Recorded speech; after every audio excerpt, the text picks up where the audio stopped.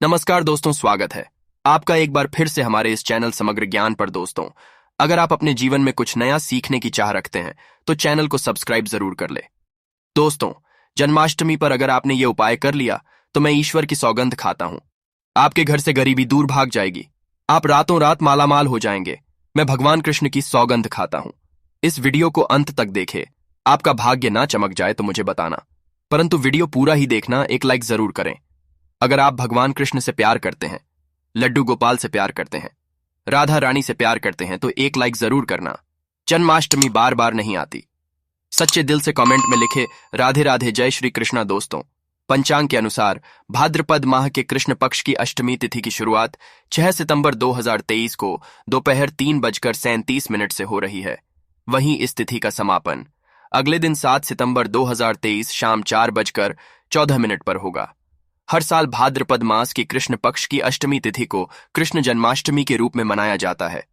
द्वापर में श्री परम पुरुषोत्तम भगवान का जन्म भाद्रपद की अष्टमी तिथि रोहिणी नक्षत्र और चंद्रमा वृषभ राशि में मध्य रात्रि में हुआ। उनके जन्म लेते ही दिशाएं स्वच्छ व प्रसन्न एवं समस्त पृथ्वी मंगलमय हो गई थी। विष्णु के अवतार श्री कृष्ण के प्रकट होते ही जेल की कोठरी में प्रकाश फैल गया। कृष्ण के प्राकट्य से स्वर्ग में देवताओं की दुंदुभियां अपने आप बज उठी तथा सिद्ध और चारण भगवान के मंगलमय गुणों की स्तुति करने लगे। दोस्तों, जन्माष्टमी का महत्व। शास्त्रों में जन्माष्टमी के व्रत को 1000 एकादशी व्रत के समान माना गया है। 100 बार गंगा स्नान करने का जो पुण्य मिलता है, मात्र जन्माष्टमी का व्रत करने से प्राप्त हो जाता है। जाप का अनंत गुना फल देने वाला जन्माष्टमी के दिन ध्यान, जाप और रात्रि जागरण का विशेष महत्व है। इसलिए जन्माष्टमी की रात में जागरण करके भगवान के भजन कीर्तन करने चाहिए। भविष्य पुराण में इस व्रत के संदर्भ में उल्लेख है कि जिस घर में यह देव की व्रत किया जाता है, वहां अकाल, मृत्यु, गर्भपात, किसी भी मां के बच्चे गर्भ में नहीं मरते, गर्भ ठहरता है, वह भव्य दुर्भाग्य तथा कलह नहीं होती। जो एक बार भी इस व्रत को करता है, उसे श्री कृष्ण का आशीर्वाद प्राप्त होता है। वो प्राणी संसार के सभी सुखों को भोग कर विष्णु लोक में निवास करता है। जन्माष्टमी पूजन विधि। हिंदू धर्म में भगवान श्री कृष्ण की पूजा सभी संकटों से निकालकर सुख, समृद्धि और सौभाग्य का वरदान देने वाली मानी गई है। जन्माष्टमी के दिन प्रातः जल्दी उठकर स्नान आदि से निवृत्त होकर स्वच्छ वस्त्र धारण करें। इसके बाद या उत्तर की ओर मुख करके व्रत का संकल्प ले। अगर नॉर्थ ईस्ट में भगवान कृष्ण को लगाया जाए तो आप अपने जीवन में धर्म युद्ध में हैं। कर्म क्षेत्र में खड्डे हैं तो वहां आपकी जीत सुनिश्चित है और आपकी जितनी भी परेशानियां हैं उन्हें कान्हा दूर कर देते हैं। माता देवकी और भगवान श्री कृष्ण की मूर्ति या चित्र पालने में स्थापित करें। पूजन में देवकी, वासुदेव, बलदेव, नंद, यशोदा आदि देवताओं के नाम जपे। रात्रि में 12 बजे के बाद श्री कृष्ण का जन्मोत्सव। दोस्तों, जन्माष्टमी पर कान्हा को पीले चंदन या फिर केसर का तिलक जरूर लगाए। साथ ही साथ उन्हें मोर के मुकुट और बांसुरी जरूर अर्पित करें। लड्डू गोपाल को पंचामृत से अभिषेक कराकर भगवान को नए वस्त्र अर्पित करें एवं झूला झुलाए तुलसी डालकर माखन, मिश्री व धनिये की पंजीरी का भोग लगाए। तब पश्चात आरती करके प्रसाद को वितरित करें। दोस्तों, कृष्ण जन्माष्टमी कब है? पंचांग के अनुसार भाद्रपद माह के कृष्ण पक्ष की अष्टमी तिथि की शुरुआत 6 सितंबर 2023 को दोपहर 3:37 से हो रही है। वहीं इस तिथि का समापन अगले दिन 7 सितंबर शाम 4:14 पर होगा। कृष्ण जन्माष्टमी की पूजा मध्य रात्रि की जाती है। इसलिए इस साल भगवान श्री कृष्ण का जन्मोत्सव 6 सितंबर 2023 बुधवार को मनाया जाएगा। दोस्तों, चलिए जानते हैं जन्माष्टमी पर श्री कृष्ण की जन्म कथा। दोस्तों, जन्माष्टमी की यह कथा चुपके से भी सुनने से समस्त तकलीफें, बीमारियां सब समाप्त हो जाती हैं। पितृदोष, मंगल दोष, कालसर्प दोष, शनि दोष तुरंत ठीक हो जाते हैं। आइए सुनते हैं जन्माष्टमी की कथा। दोस्तों, पौराणिक कथाओं के अनुसार भाद्रपद माह कृष्ण पक्ष की अष्टमी तिथि को भगवान कृष्ण ने माता देवाकी की 8वीं संतान के रूप में जन्म लिया था। कृष्ण जी का जन्म मथुरा में कांस के कारागार में हुआ था। माता देवाकी राजा कंसा की बहन थी। कंसा को का लालच था। उसने अपने पिता राजा उग्रासन की राजगद्दी छीनकर उन्हें जेल में बंद कर दिया था और स्वर्ण को मथुरा का राजा घोषित कर दिया था। राजा कंसा अपनी बहन देवाकी से बहुत प्रेम करते थे।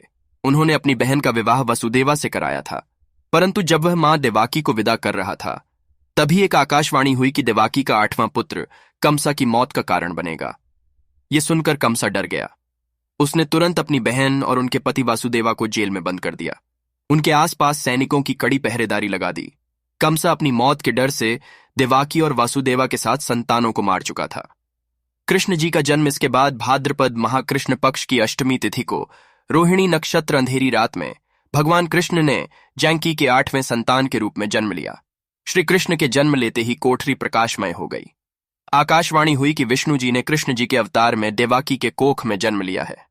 उन्हें गोकुल में बाबा नंदा के पास छोड़ आए और उनके घर चले कन्या जन्मी है। आकाशवाणी सुनते ही वसुदेवा के हाथों की हथकड़ी खुल गई। सभी पहरेदार सोने लगे। कन्हा को एक टोकरी में बाल गोपाल को रखकर सिर पर रख लिया और गोकुल की ओर चल पड़े। कान्हा को गोकुलधाम ले जाने में वसुदेवा को कई मुसीबतों का सामना करना पड़ा। यमुना नदी कृष्ण जी के चरणों को स्पर्श करने के लिए उफान पर आ गई, परंतु चरण स्पर्श के बाद वो फिर से शांत पड़ गई। वो कान्हा को बाबा नंद के पास छोड़ आए और गोकुल से कन्या लेकर वापस लौट आए।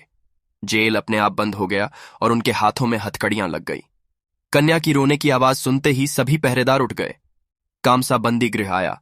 वो कन्या को देवाकी और वासुदेवा की 8वीं कन्या समझ उसे मारने चला, परंतु वो आकाश में उड़ गई और फिर से आकाशवाणी हुई कि कंसा को मारने वाला अब इस दुनिया में पैदा हो चुका है। बाबा नांदा और उनकी पत्नी मां यशोदा ने कृष्ण जी का पालन पोषण किया। राजा कंसा ने कृष्ण जी का पता लगाकर उन्हें मारने की खूब कोशिश की, परंतु कंसा की सारी विफल हुई और कृष्ण जी को कोई मार नहीं सका। अंत में श्री कृष्ण ने कंस का वध किया। राजा उग्रासन को फिर मथुरा की राजगद्दी सौंप दी। इस तरह से जन्माष्टमी की व्रत कथा पूरी हुई। दोस्तों, आगे बढ़ने से पहले कमेंट बॉक्स में अपनी राशि भी डाल दीजिएगा। यदि हमारे पास कोई उपाय होगा तो वो आकर हम आपके कमेंट के रिप्लाई में बता देंगे। दोस्तों, जन्माष्टमी पर भूल कर भी ना करें। ये गलतियां तुलसी को लेकर ना करें। ये गलती जन्माष्टमी के दिन भूल कर भी तुलसी की पत्तियां तोड़ने से बचना चाहिए।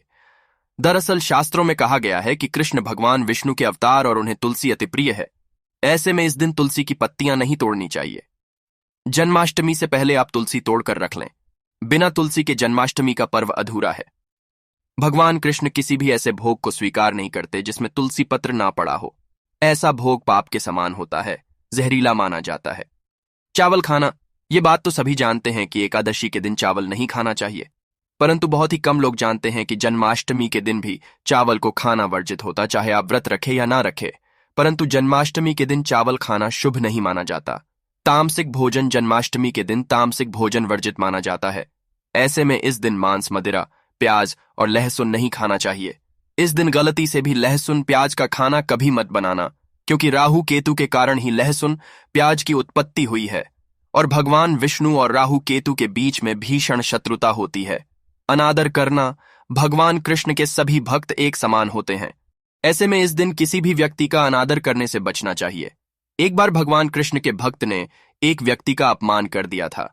उसी क्षण भगवान कृष्ण ने अपने भक्त को श्राप दिया था। इसीलिए किसी का भी अपमान ना करें। गाय को सताना गाय भगवान कृष्ण को बहुत ही प्रिय है, क्योंकि कृष्ण अवतार में उनका पालन पोषण एक ग्वाले के घर में हुआ था। ऐसे में जन्माष्टमी के दिन किसी भी गाय और बछड़े को भूलकर भी नहीं सताना चाहिए। भगवान कृष्ण सबसे प्रिय मानते हैं, गाय माता को सबसे ज्यादा प्यार करते हैं। इसीलिए गाय को इस दिन रोटी, फल वगैरह मिठाई जरूर खिलाएं। जन्माष्टमी के दिन केवल सात्विक खाना खाएं। जन्माष्टमी व्रत में दूध और दही जरूरी है। व्रत के दौरान ताजे फलों के शेक, लस्सी, छाछ या दूध का मजा ले सकते हैं। नारियल पानी पी सकते हैं। जन्माष्टमी के दिन पेड़ों को काटना भी अशुभ माना जाता है। श्री कृष्ण हर चीज में बसते हैं और हर चीज उनमें बसती है, बल्कि हो सके तो इस दिन ज्यादा से ज्यादा पेड़ लगाने चाहिए। इससे घर और परिवार में सुख और शांति बनी रहती है। भगवान कृष्ण सदा पीपल के वृक्ष में रहते हैं। पीपल वृक्ष पर जन्माष्टमी पर जल जरूर अर्पित करें, इससे वो प्रश्न जल्दी होते हैं। दोस्तों, जन्माष्टमी के दिन ब्रह्मचर्य का पालन करना अनिवार्य होता है। इस दिन पूरे पवित्र मंथन से भगवान की पूजा करनी चाहिए। कम से कम इस दिन पत्नी से दूर रहना चाहिए। जो पति पत्नी जन्माष्टमी पर एक दूसरे से दूर रहते और संयम और नियम का पालन करते हैं, तो उन्हें एक सुशील और सुंदर पुत्र की प्राप्ति होती है। ऐसे बालक का मुख भगवान कृष्ण की तरह होता है और शरीर भगवान कृष्ण की तरह कोमल होता है। जो लोग इस दिन व्रत रखते हैं, तो उन्हें रात में 12 बजे से पहले अपना व्रत नहीं खोलना चाहिए। उससे पहले व्रत खोलने से पूजा का फल नहीं मिलता है और व्रत भी अधूरा माना जाता है। जन्माष्टमी पर करें। इन मंत्रों का जाप भगवान कृष्ण की कृपा से आपकी समस्त गरीबी दूर हो जाएगी। आप धनवान हो जाएंगे, मालामाल हो जाएंगे। आपके घर में राधा रानी की कृपा बरसेगी, माता लक्ष्मी की कृपा बरसेगी। दोस्तों, श्री कृष्ण मंत्र, भगवान श्री कृष्ण के इस मंत्र का जाप करने से धन धान्य की प्राप्ति होती है। ऐसे में जन्माष्टमी के विशेष अवसर पर इस मंत्र का जाप करने से साधक को शुभ फलों की प्राप्ति होती है।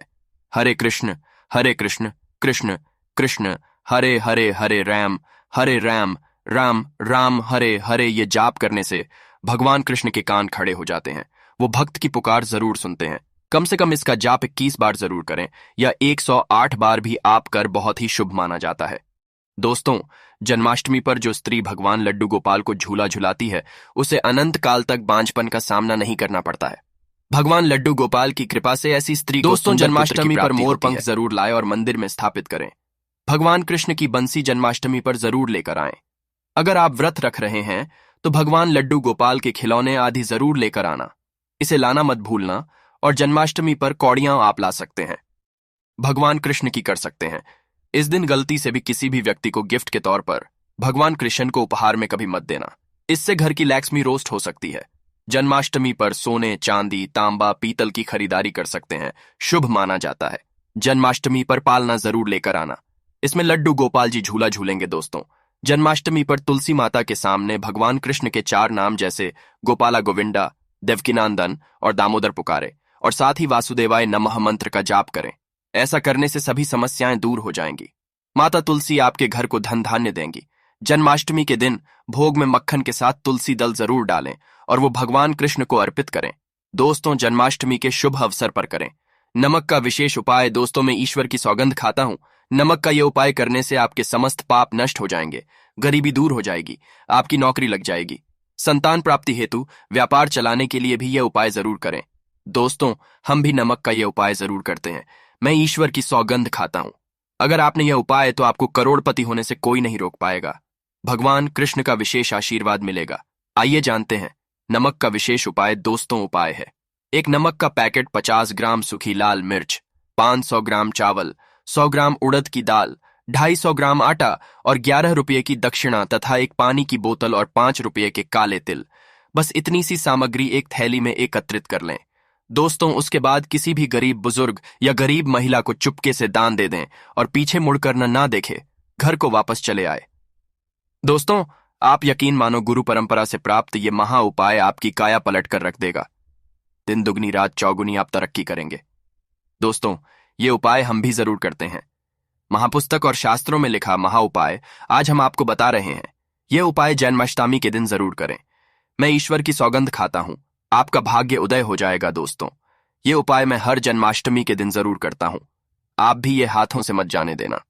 सच्चे दिल से कमेंट बॉक्स में जरूर लिखें, राधे राधे।